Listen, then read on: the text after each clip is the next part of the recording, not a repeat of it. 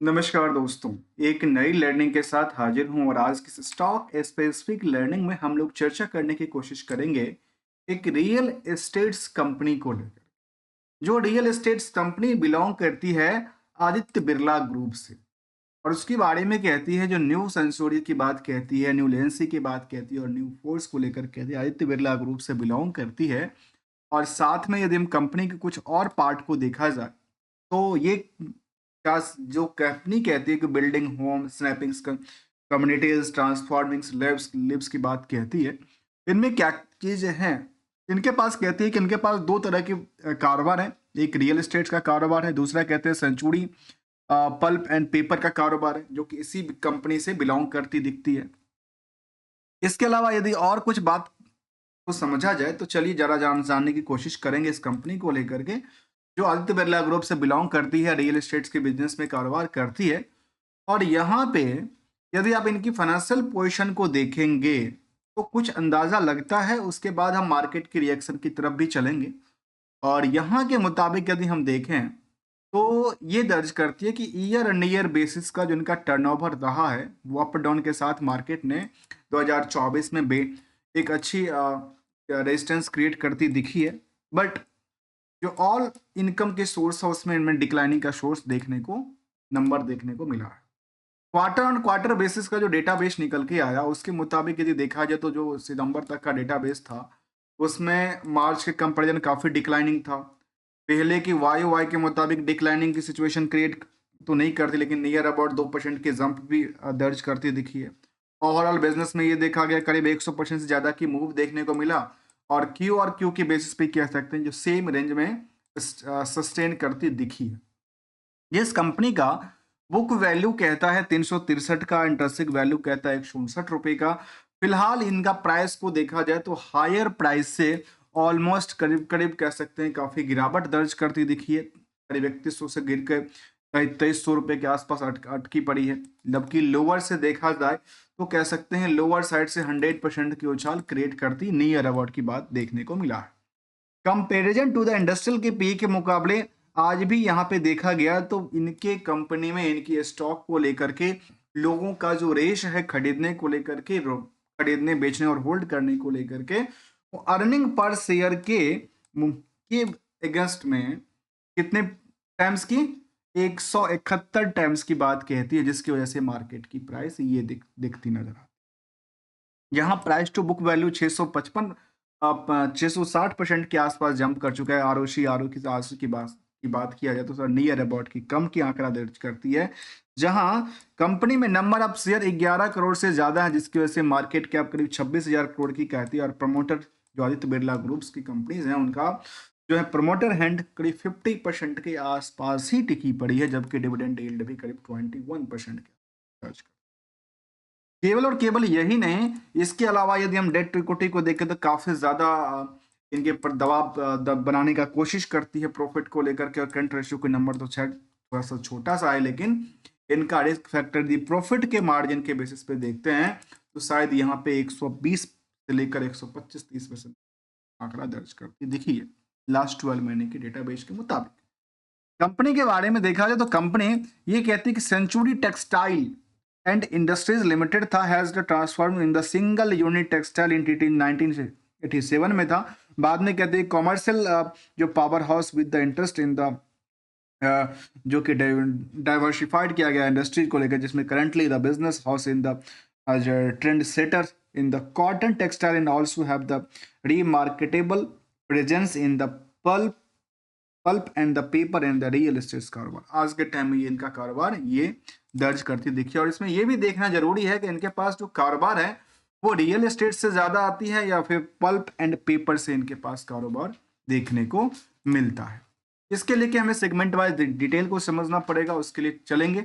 इसके लिए आप देखते पहले लास्ट ट्रेंडिंग इसका क्या रहा है।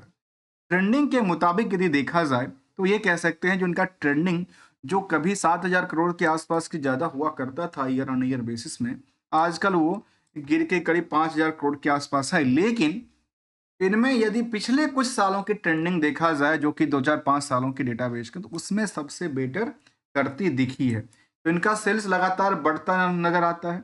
ऑपरेटिंग प्रॉफिट मार्जिन में गिरावट भी है और सस्टेनेबिलिटी की बात भी कहती है, दोनों तरफ की बात किया जाए। इंटरेस्ट की बर्डन इनके पास काफी ज्यादा है comparison to the other source of income. Other source of income में क्या हो रहा है इनका, जो इनमें खास करके देखा जाए तो काफी ज्यादा मात्रा में नुकसान बुक करती दिखी है। इसके अलावा यदि हम बात करें क्वार्टर ऑन क्वार्टर बेसिस में, तो 2022 तक तो इनके पास काफी अच्छा खासा रिवेन्यू हुआ करता था, लेकिन उसके बाद फिर देखा गया कि धीरे धीरे गिरता भी है, चढ़ता भी है। नियर अवार्ड की बात किया जाए तो आज के टाइम में ये अपने कुछ पीरियड से बेटर रिजल्ट क्रिएट करती दिखी है, चाहे वो प्रॉफिटेबिलिटी के मार्जिन की बात किया जाए या फिर ऑपरेटिंग प्रॉफिट मार्जिन को सस्टेनेबिलिटी की बात किया जाए। कुछ चीजें में गिरावट, कुछ चीजें में नई ऊंचाई पे जाने की संभावना दर्ज कर। इसके ओवरऑल बिजनेस में हमने ये पॉइंट को नोट किया कि कंपनी ओवरऑल अपने बिजनेस में, जिसमें कि अदर्स ऑफ इनकम भी इंक्लूडेड है, 2% के आसपास की प्रॉफिट को सेव कर पाती है। इसके पीछे जो हमने देखा कि 126% के रिस्क फैक्टर की बात कहती है यहाँ पे आउटस्टैंडिंग को लेकर के, उसमें कितने दिन की रिस्क फैक्टर की बात कहती है, तो वो कहती है केवल 13 डे के लिए, जो कि कुछ बड़ी बात नहीं है। लेकिन यहाँ पे चालाकी की बात देखिए, आप अपने क्लाइंट से तो 13 दिन में पैसे लेते हैं, लेकिन शायद अपने वेंडरों को, शायद जो वेंडरों की बात कर, शायद उनको जो जूते हैं उसको घिसाने का काम भी करते हैं, 5-5 महीने में पेमेंट देते हैं। बैलेंस शीट के मुताबिक देखा जाए तो कंपनी में ऑलमोस्ट कंपनी ने कर्ज लगातार बढ़ाती गई है। कह सकते हैं कि यहाँ से 100% के आसपास कर्ज इन्होंने बढ़ाई है मार्च के कंपैरिजन, और पिछले पीरियड से कंपेयर करके देखें तो काफी ज्यादा देखने को मिला। आखिर कोई कंपनी यदि कोई कर्ज ले रही है तो उसका यूटिलाइजेशन क्या कर रही है, उस पर ध्यान देने वाली बात होगी। तो वो ये कहता है कि कंपनी में जो है वो एसेट्स लगातार डेवलप करती दिखी है, अदर एसेट्स के अंदर भी काफी ज्यादा नंबर की बात कहती है, और ओवरऑल हमने ये समझा कि ऑलमोस्ट 126% का तो प्रॉफिट के बेसिस पे, और लेकिन मार्केट में सेल्स के आधार पे केवल 3% की इनकी आउटस्टैंडिंग दिखती है, जो कि 13 दिन के लिए कहती है। आइए जरा अगले कड़ी कहता है जो कंपाउंडेड सेल्स के मुताबिक कंपनी का जो सेल्स टर्नओवर रहा वो लगातार अप ट्रेंड में रहा है। प्रॉफिटेबिलिटीज का ट्रेंड अप ट्रेंड ही दर्ज करती दिखी है, और स्टॉक की जो प्राइस थी वो लगातार सीजीआर के बेसिस पे करीब 70% तक की उछाल क्रिएट करती दिखी है।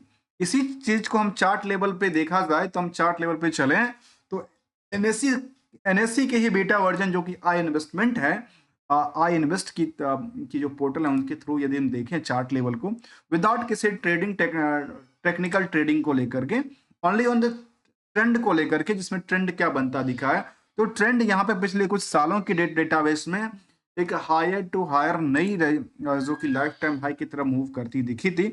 उसके बाद मार्केट लाइफ टाइम बाद मार्केट थोड़ा सा पुल बैक होने के बजाय वहां से थोड़ा सा डाउन शेड दर्ज करती दिखी है, और यहाँ फिलहाल दर्ज करते के बाद प्रेशर्स काफी ज्यादा दिखती नजर आ रही है। यहाँ पे बिग वाली का प्रेशर थोड़ा सा ज्यादा ही दिखता है। इनके पास सपोर्टिंग बात किया जाए तो सपोर्टिंग इनके पास है जो प्राइस के आसपास आके अटकने की चांस क्रिएट कर पाएगी। अदरवाइज फंडामेंटल स्ट्रेटजी के मुताबिक अभी उसमें कोई बड़ी हलचल दर्ज नहीं दिखती है, लेकिन कुछ बातें इनको रिस्क फैक्टर की तरफ ले जाती है, जिसमें खास करके रिटर्न को लेकर के देखा जाए या फिर कैपिटल या इंटरेस्ट को लेकर देखा जाए।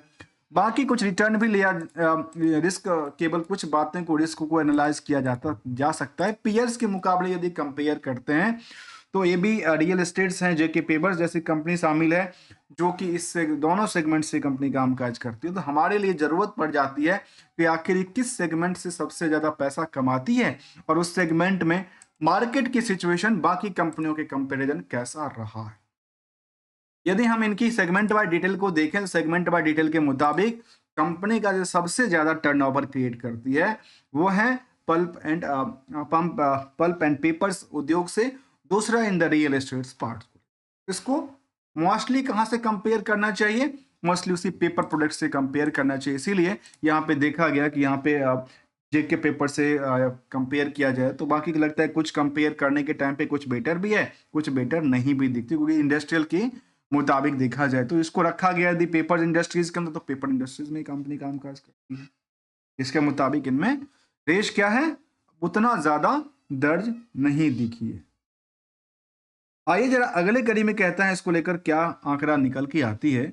उसको समझने की कोशिश करें, तो वो कहता है कि इन कंपनी में रिस्क फैक्टर के साथ-साथ यदि मार्केट में निवेशकों का इंटरेस्ट जाना जाए, तो करीब कह सकते हैं 1 लाख से ज़्यादा निवेशकों का यहाँ पे इंटरेस्ट बना हुआ है। आज भी भले मार्केट 2% गिरा, 4% गिरा।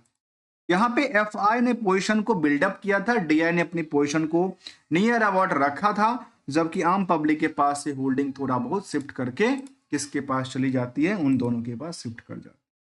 कुछ इसमें बड़े प्लेयर भी नजर आते हैं जिनके पास काफी सारे होल्डिंग्स की बात कहती है। उसमें एक तो उनके खुद की ब्लू कंपनी के इंटरनल कंपनी की बात करती है, बिरला कॉर्पोरेशन की बात करती है करीब 1.5% से आसपास।